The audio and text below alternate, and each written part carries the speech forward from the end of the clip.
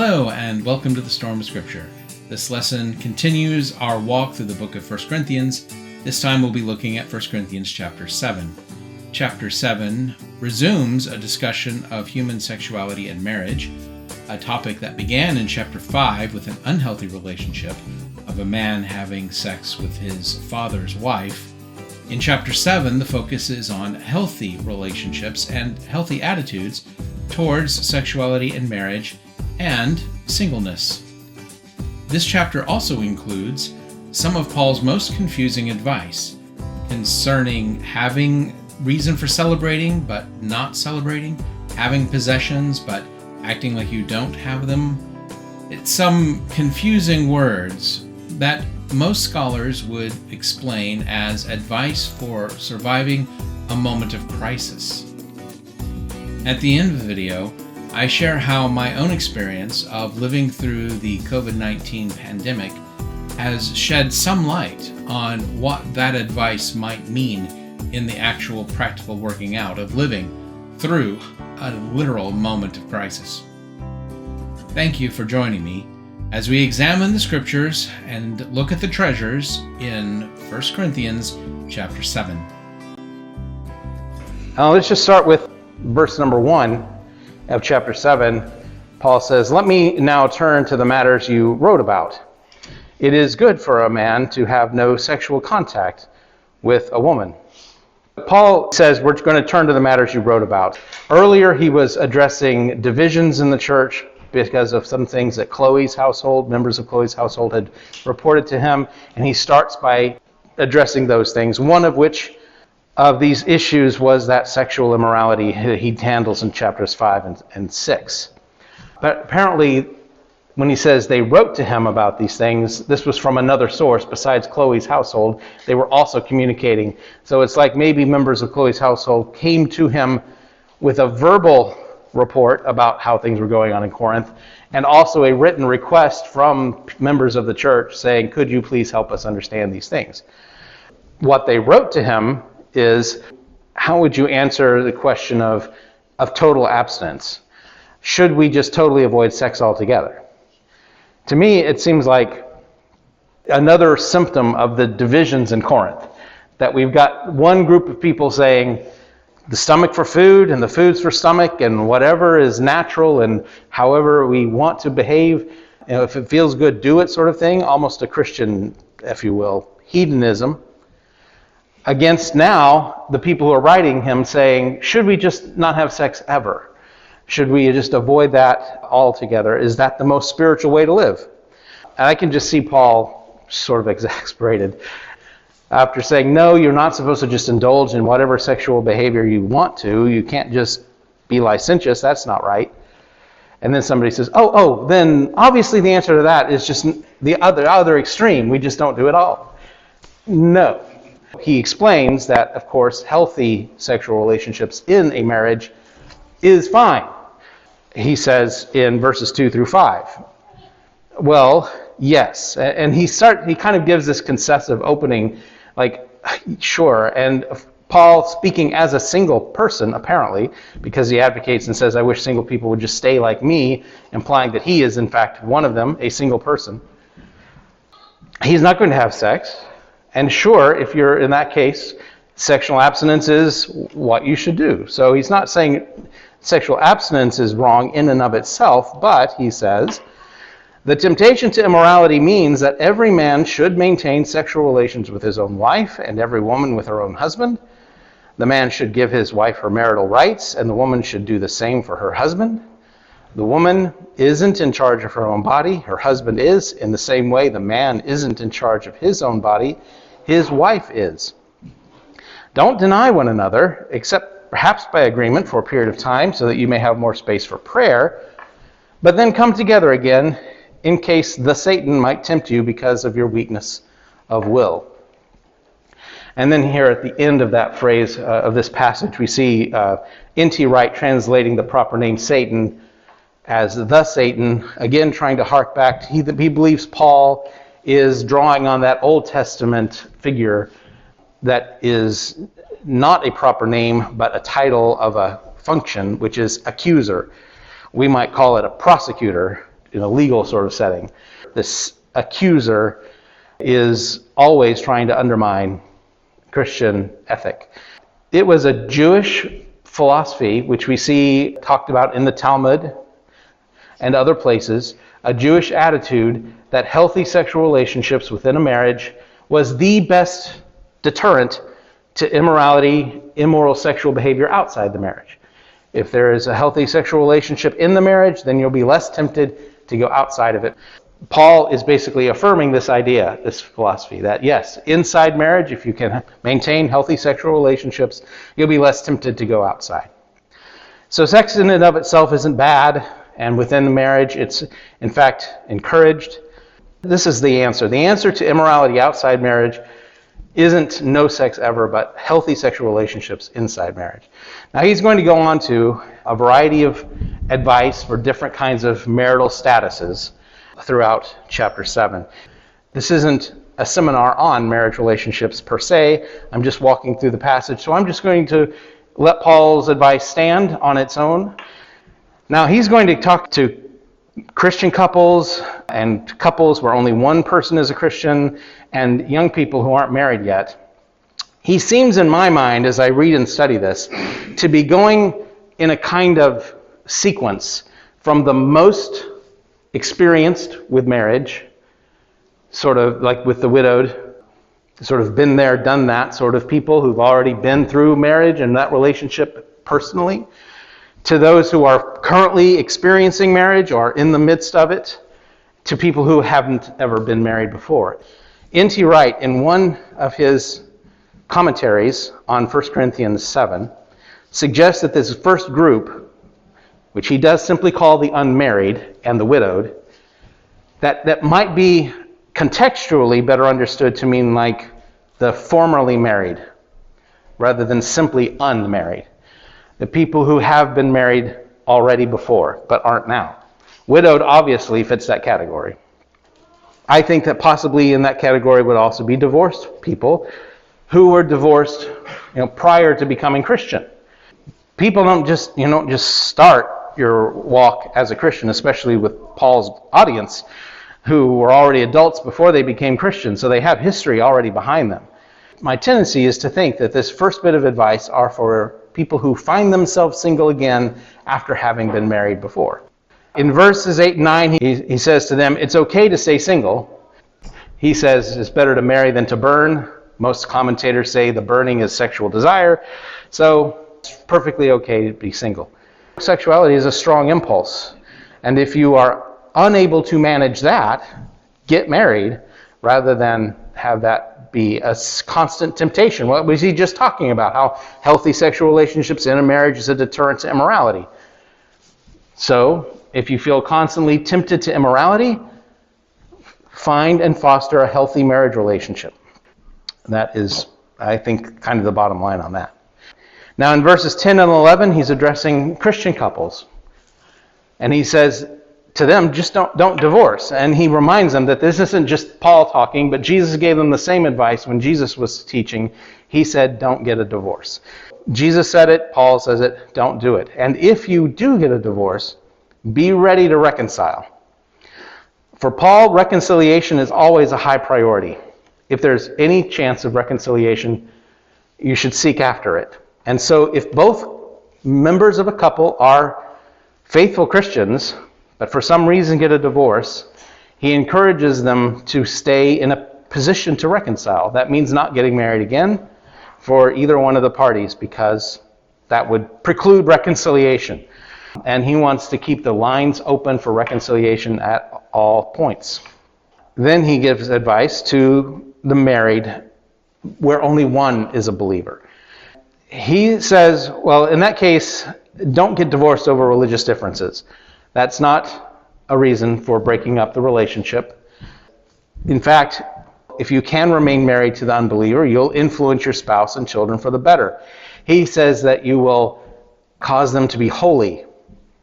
Now, I don't think that means that you're going to vicariously save their souls, but I think it means that your influence will let them make better decisions, more in line with what God expects as righteous behavior, holiness. is making righteous decisions in your life. And I believe he's saying that if you stay in that relationship, your influence over your spouse will let them make better decisions more in line with godly values than if you leave, because you want to try to influence that relationship for the better. And that's true for your spouse, true for your children. And he does leave open the possibility you could even bring them to faith if you stay in that relationship. Paul is talking to people who have already had life experiences, and now what do I do with becoming a Christian in the middle of my life experience? Paul definitely affirms a woman's right to choose to remain married or not. But he's just advising them not to get divorced as long as they can stay in relationship with that unbelieving husband. But he says if the unbeliever wants to divorce, don't fight it. Don't make it a cause of stress. One of the uglinesses of divorce between people with children is that one parent tends to pit the children against the other. There's always spitefulness, it seems, or often spitefulness, and distrust sown between children and their parents and the other parent. Not that you shouldn't fight it in the sense of trying to prevent it proactively, but don't make it a contentious event if it's going to happen. If you're tracking along with the verses, you'll notice I kind of break off at verse 17. I don't cover that. And then he kind of starts talking about young people. He uses a word that typically means a virgin and almost always is used in feminine of a young virgin girl, woman. But he's using this term more generically to mean unmarried folks, both men and women, I believe. But he kind of starts that. Then he gets, if not sidetracked exactly, but he continues what he was talking about in those verses 17 to 24. And then he kind of gets back into the brass tacks of what he's trying to tell these young people to do about their marriage situation. We will get to these other verses. I'm just skipping them because I think Paul interrupts his main advice, practical advice, with some philosophical advice. And I'm going to deal with the philosophical advice in a separate section. So his practical advice to these young people who've never been married before is don't feel under compulsion to get married. It isn't always the best choice to get married. And this is where Paul expresses his preference that if they could remain single, they should, in order to focus on holiness and godly priorities. Because once you get married, godly priorities have to be balanced against practical priorities and marital priorities. And he wants you to stay focused. Not that marital priorities aren't godly, but hopefully you're tracking with me. You can study more scripture. You can devote yourself time-wise to evangelism more. You can do things that are more centered on growing the kingdom if you're not married. And if you are married, then you divide your time between doing things that are solely focused on growing the kingdom of God with maintaining your relationship. But even so, even though he says, I think it'd be better if everybody just stayed single, he still says this is just advice and not a rule, and you're not sinning if you get married, and there's no problem with getting married. Certainly it's fine. He even says if you're engaged to be married and you're having trouble avoiding having sex before marriage, just go ahead and get married as soon as practical. That's fine. It's no sin to get married sooner rather than later if sexual morality, sexual chastity is at stake. Verses 37, 38 have a couple of different interpretive approaches, but that I think is what Paul is trying to say there. All right, so that's his practical advice about marriage in these different categories. But the rule of thumb that he states in verse 17 is basically just however you are right now, stay that way. He says in verse 17, this is the overriding rule. Everyone should conduct their lives as the Lord appointed, as God has called them. This is what I lay down in all the churches. You had a calling on your life when God called you to faith, and it involved you being who you are in that walk of life. And he has a plan for you there. We're not going to be able to stay in the same walk of life all our life. Things are going to change, and naturally and organically. But what I think he's trying to say here, if we want to take a general principle, is don't force things into a change because you think you need to be in a different walk of life now. Your Christian faith doesn't necessarily need to change your life circumstance. It should change you, but doesn't always change your life circumstance. If you're changing your life circumstance because of Christianity, then you really want to scrutinize why that is the case. Maybe you are eschewing sinful behaviors. That, I think he would certainly agree, yes. He even said in chapter 6, you shouldn't practice homosexuality, you shouldn't go to the temple prostitutes, you shouldn't be greedy, and all these other things. And he says, some of you were doing that, but now you're Christians and you don't do that. So yes, eschewing sinful lifestyles, that is certainly something you should do. But if it's simply a change in your walk of life, getting married, not getting married, changing jobs, going this place or that, things that are morally neutral, don't feel like you have to rearrange your life to be a Christian. Just continue on being who you are. He gives a few examples, and the first one he talks about is this Jew-Gentile distinction. He doesn't get into it in the details he does in the book of Galatians or Romans, but he does refer to this tension of, well, now that I'm a Christian, do I need to also adopt Judaism, or what's this thing? And so he says in verses 18 and 19, if someone was circumcised when he was called, he shouldn't try to remove the marks. If someone was uncircumcised when he was called, he shouldn't get circumcised. Circumcision is nothing, uncircumcision is nothing. What matters is keeping God's commandments. When he talks about removing the marks, there was an actual, I hesitate to call it a surgical procedure, but it was a medical procedure in those days where someone could try to become uncircumcised after having been circumcised, at least appear to be. It was such shame in Roman culture to be circumcised that somebody who was circumcised as an infant but had rejected Judaism could actually try to appear to be uncircumcised in order to fit in. There were a lot of activities in ancient Rome that were done naked. The gymnasium, which gymnasiums have been around since then, and all the men and boys exercise naked at the gymnasium. So if you wanted to go to the gym and you didn't want to be picked on for being a Jew, you might try to remove the signs of circumcision and appear uncircumcised. I guess some people were thinking, well, I don't have to be circumcised to be a Christian, but I am circumcised because of my parents' traditions. I'm going to try to hide it and fit in. And basically Paul is saying, look, all of that is pointless, and don't try to fit in with your culture just because you're a Christian now. Don't think that that's justification to repudiate your heritage. But also, if you're uncircumcised, don't feel like being a Christian forces you to adopt Jewish practice of circumcision. It doesn't. This is all about obeying God's commands. That's what the focus is, not changing this aspect of your life. What's interesting is that he also addresses slaves and free men. In the next 3 verses, 20 through 23, he says, everyone should stay within the calling they had when they were called. Were you a slave when you were called? Don't worry about it. But if you get the chance of freedom, seize it. The one who is in the Lord and called as a slave is the Lord's freedman, just as the one who is called as a free person is the Messiah's slave. You were bought at a high price. Don't become the slaves of human beings. This is the second time, by the way, that Paul has mentioned the fact that they were bought with a high price as a reason for why they shouldn't be trying to rearrange things. Jesus valued you just the way you were. You didn't have to be different than the way you are for Jesus to value you and to pay for your life with his own. So don't think that just because you're a slave that you're not valuable. Jesus died for you just the way you are.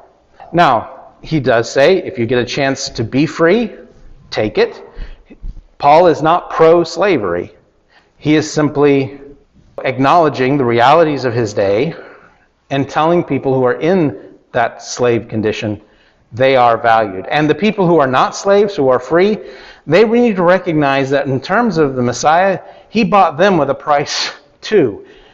They are his, and you should view yourself as Jesus' slave, as his doulos. Paul himself introduces himself as the slave of Jesus at the beginning of almost every letter. The mentality of, I'm free, I can do whatever, this just doesn't apply in Christianity because we all have a Lord and Master in Jesus. We're all slaves of him. He talks about Jew and Gentile distinctions in terms of circumcision. He talks about slave and free. And, of course, he talks about men and women in marital relationships. But saying, look, just accept who you are, where you are, follow Christ in the conditions you are in now. That's the best choice for how you live your life. He's going to reiterate his underlying principle in verse 24. So, brothers and sisters, let each person remain before God in the state in which they were called. And he elaborates on that with regard to the married single question in verses 26 through 28. And this is where he gives some of his reasoning behind staying single at this point in time. He says in verses 26 through 28, this then is what I think is best. Just at the moment, when we're in the middle of a very difficult time, it's best for people to remain as they are, he says. Are you bound to a wife? Don't try to dissolve the marriage. Have you had your marriage dissolved? Don't go looking for another wife. But if you do marry, you're not sinning, and if an unmarried woman marries, she's not sinning. But people who go that way will have trouble at a human level, and I would prefer to spare you that. The whole logic is, don't make a whole lot of changes, and one reason for it is because we are in the middle of a very difficult time. This basically says this advice is for right now. It's not necessarily always and everywhere. And N.T. Wright, in his commentary here on 1 Corinthians, suggests that there might have been a severe famine going on at this time. If you don't know if you're going to be able to eat for the next 3 days because of the famine, getting married may not be the best choice. Or changing your life around by getting divorced. Try to just deal with the crisis moment in the way that you are now. So changing your life circumstances is not advisable when you're just trying to live from day to day during a crisis. He gives some very confusing advice in verses 29 through 31. But I think that what he's trying to get at here is this crisis mode. He says in these verses, this is what I mean, my brothers and sisters. The present situation won't last long. For the moment, let those who have wives live as though they weren't married. Those who weep as though they were not weeping. Those who celebrate as though they were not celebrating. Those who buy as though they had no possessions. And those who use the world as though they were not making use of it. The pattern of this world, you see, is passing away. Now here's the hint to what might be on Paul's mind, that Jesus is going to come back in the rather immediate future. Because not only does he say the present situation won't last long, but he uses the wording at the end, the pattern of this world is passing away. And that kind of phraseology also is used when Paul is talking about how the whole world system is going to pass away. When Jesus comes back, we're going to have a new system under him, and everything's going to be different. The whole world as we know it will change. So maybe he's hinting at that. N.T. Wright, who I lean on heavily sometimes when I'm trying to work my way through difficult passages in Paul, he suggests that there is an echo of that eschatological end times, but that Paul is applying it to a very real present crisis situation, perhaps the drought or other kinds of maybe Christian persecution. He uses that same wording in those two senses kind of all at once. In one hand, our current present situation, when he says this present situation isn't going to last long, that he's talking about something that's really on them right then and there, crisis mode. But then he talks about the pattern of the world passing away. So the present crisis we have right now is sort of an echo of the fact that as Christians, we should always live our life aware that we're short-timers, that Christ could return at any time. We don't know whether he's going to return tomorrow, today, or in another 100, 300, 1,000 years. We don't know how long it will be before Jesus returns. And so we need to live our life always aware that the pattern of this world is going to pass away at some point. So in a sense, we are always in crisis mode, in the sense that we always have in the back of our mind, I'm making decisions right now that may have nothing to do with the future because Christ could come back. And so I need to make wise choices for now, and for that highest priority, our highest priority is living ready for Christ to return. Any other decision is second to the fact that, okay, if I do this, will I be ready for Christ to return? And if I am, then what other current situation do I need to consider? But first priority is, am I ready for Christ to return? Then what else is going to be important after that? I don't think there is any time all of us could appreciate Paul's advice here than right now in the middle of a COVID pandemic. Because people who are in mourning have to live like they are not. Especially last year in 2020 and part of 2021, if some close family member died, could you go to the funeral? If they're in the hospital, could you go sit by their bedside? If somebody was getting married, could you go attend the wedding? Generally, no to all these questions. People who were celebrating had to live as though they were not. People who were mourning had to live as though they were not. The whole underlying philosophy here is this idea that, your priorities have to shift. Celebrating is not the priority. Dealing with the current crisis is our priority right now. Now, he does say it's not going to last long. This isn't advice always and ever, but right now. This is good advice for right now to get through the crisis. But then in the back of our minds, we keep in mind that always Christ could return. That our whole life situation may not last long because Christ could return at any time. We take the lessons that we have learned from this moment in crisis and think about life in general. Even after this crisis has passed, what lessons can we take away from it where we got our priorities straight, if you will? How can we live according to the right priorities in our life? And maybe that goes to the idea of those having possessions, but living as though they don't. Not this kind of crisis, but think about like an imminent tsunami. If you lived in a coastal house and there was a crisis of a tsunami coming, would you live according to the possessions that you had and stick around and stay in your house because that's where your possessions are? Or would you act like somebody who doesn't own anything and flee and leave it all behind because you want to save your life? That may not be exactly Paul's point. I'm struggling still with these verses. I find them difficult. But that's kind of where I am now at trying to read what he's trying to say. Don't ignore the current situation. Respond appropriately. Let your priorities fit the moment. But always with Christ at the head of your priorities, either in or out of crisis. Thank you for joining me as we walk through 1 Corinthians chapter 7. If you have your own perspectives on what living through the pandemic might have brought to you in terms of how you understand either what Paul says in 1 Corinthians 7 or in other places in the New Testament, what biblical passages came to light more vividly for you after having lived through that moment of crisis? I look forward to our next opportunity to examine the Scriptures together. Until then, may the Lord be with you.